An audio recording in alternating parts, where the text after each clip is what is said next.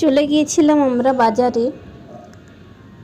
তখন বাজে 6টা। 6টার দিকে করে আমরা বাজার দিকে বেরিয়ে গিয়েছিলাম বাসুদেব মন্দিরে।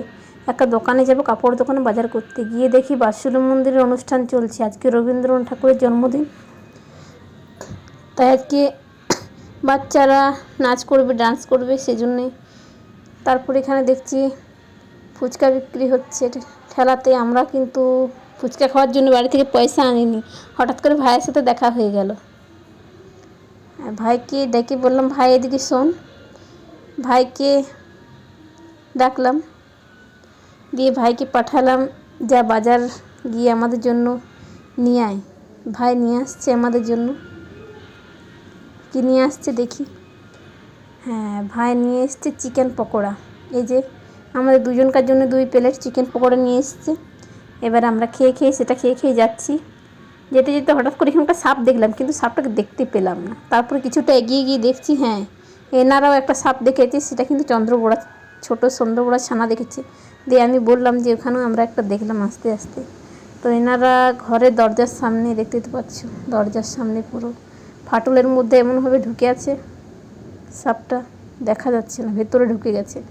তবে এই পাশে একজন ভীষণ সাহসী, দেখুন এতটুকু একটা খাড়িতে করে সাপটাকে কীরকমভাবে বের করার চেষ্টা করছে। একবার যদি দিয়ে দে না বাপ। হ্যাঁ, তো ফাইনালি আমার সাপ দেখা হয়ে গেছে। আমি এবার চললাম চিকেন পকোড়া, কিন্তু খাইনি। সাপের দেখতে দেখতে চিকেন পকোড়া খাওয়া হলো না। যাচ্ছি এবার, ফাইনালি খাওয়া স্টার্ট করে দিয়েছি। দিয়ে গেলাম মায়ের দোকানে। দেখলাম বুনু আর মায়ের সাথে তর্কাতর্কি করে পয়সা নিচ্ছে জিনিস কিনবে বলে। এদিকে আমার চিকেন পকোড়া আমি খতম করে ফেলেছি ওদের ঝোড়া দেখতে দেখতে। হঠাৎ করে দেখি বুনু পাশের দোকান থেকে ফোনপে করছে পয়সা। তো এবার মাকে আমি ফাইনালি 1 কাপ চা কিনে দিয়ে বললাম, মাথা ঠান্ডা কর। গরম চা কিনে দিয়ে মাথা ঠান্ডা করার কথা বলে দিয়ে এসেছি বন্ধুরা। তারপরে ভাই আটা প্যাকেট কিনলো।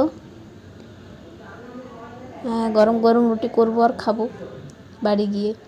হঠাৎ করে দেখি প্রচুর পরিমাণে মেঘ করে এসছে। এদিকে দেখছি জয় শ্রীরামের উদ্বোধন হচ্ছে, মানে আজকে এখানে মিষ্টি বিতরণ হবে, সবাইকে মিষ্টি দেবে, বিজেপি জেতার উপলক্ষ।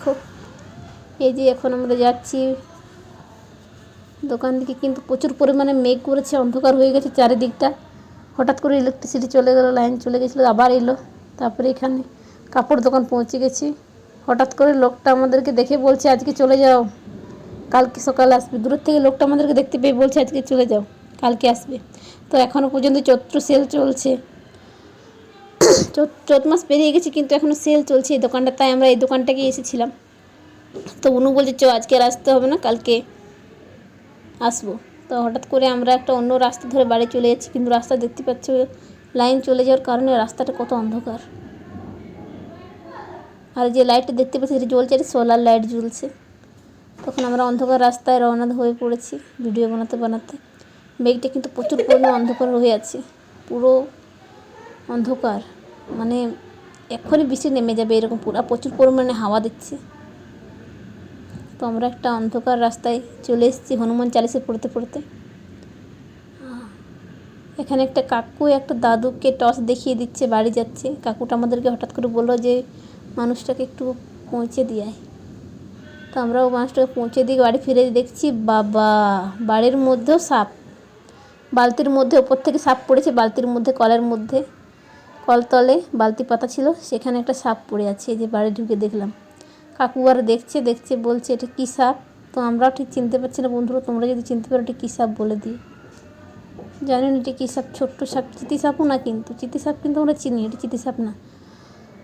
তো আমরা এবার ঘর ঢুকে গেলাম আটা নিয়ে, গরম গরম রুটি করে খাবো।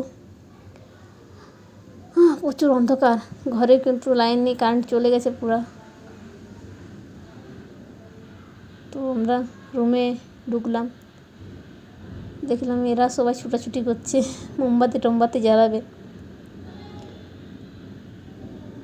জুতোগুলো খুললাম, চাবিগুলো লাগা ছিল ঘরে।